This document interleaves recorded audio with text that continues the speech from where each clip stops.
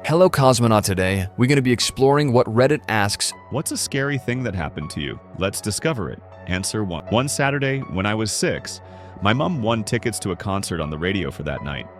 She last minute arranged for us to be babysat by our pop at his place. Usually he would come to our place, but it was last minute. We just stayed there while she went home, got ready, and went out. Later that night, a drunk driver drove through our house, starting in my bedroom at one end of the house, taking out my brother's room and then the lounge room. If my mom didn't go out that night, we all would be dead. If my pop came and babysat us at our place, my brother, my pop, and I would all be dead. Wild. Answer 2. Someone drugged my drink a couple weeks ago. I didn't finish the drink, luckily, but I still can't remember most of the night. It was so scary, I didn't realize the extent of it until the next day. I was really sick. I still feel so scared. I feel like I can never go out alone again. I'm really upset about it. Someone answer. This happened to me too. And unfortunately, I was taken advantage of. Luckily, the person, I guess, got my uncle's address out of me and brought me home, but waking up the next morning with all of my acrylics broken off and in pain, and only having flashes of what happened was the scariest moment of my life. If it helps, next time I went out with people I trust with my life. They knew what had happened and watched me and my drink like hawks. I can go out to bars now, but I really don't drink anymore. I can't stand not having 100% control and not knowing what happened in a night. EMDR therapy also helped me piece together some of the flashbacks. I'm so sorry you went through it too. I hope you start to feel safer again soon. Answer 3. When I was about 11, my sister was babysitting next door. Mom was at work. My mom called, woke me up, and told me to lock up the house and go next door so my sister could watch me as well, and that a storm was coming. I got dressed, grabbed a few things, and locked the door. By this time, it was well thunder and lightning. I ran down the front steps, ran across the driveway, and then our yard. I was so close to the neighbor's yard then I slipped and face planted. The very second I lifted my head, a bolt of lightning struck the neighbor's driveway. I felt a sort of jolt go through my body. Once it registers I was fine, I ran to the front door. It scared me so much that I never go outside when I see lightning, and I am terrified at the sound of thunder. Answer 4. War in Yemen was the scariest thing ever for me. Hearing explosion, gunshots, not knowing from which direction it's coming and if we'll be next. We were hiding inside our house, and when we decide to flee to another place, we only took what we can carry. So scary to run for your life and hearing gunshots, hoping not to be hit. I think there was a dead body on ground, but I didn't really look, just continue running.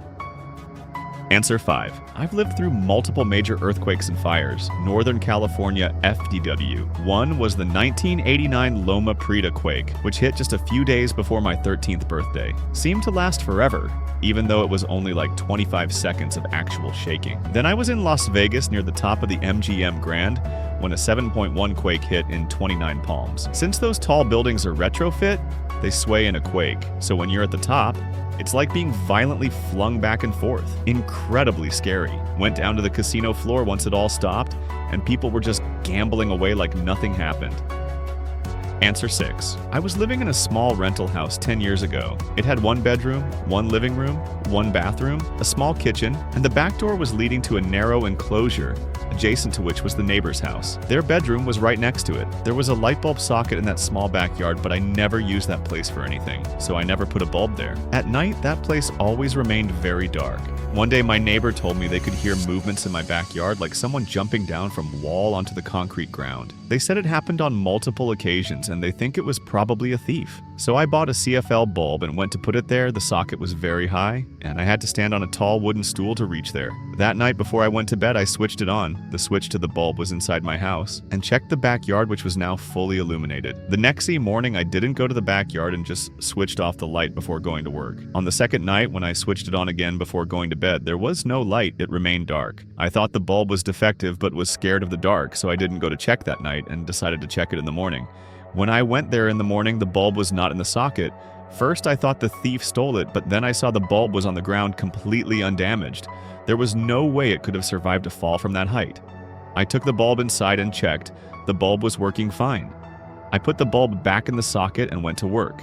It was the third night, and when I switched on the bulb, it was working. I went to bed. Around 3 a.m., I went to the back door and slightly opened it to see if the bulb was still working. It was pitch dark. I closed the door quickly and went to sleep. Next morning, found the bulb on the ground again, undamaged. I avoided going to the backyard as much as possible from that day, and didn't attempt to put any bulb there again.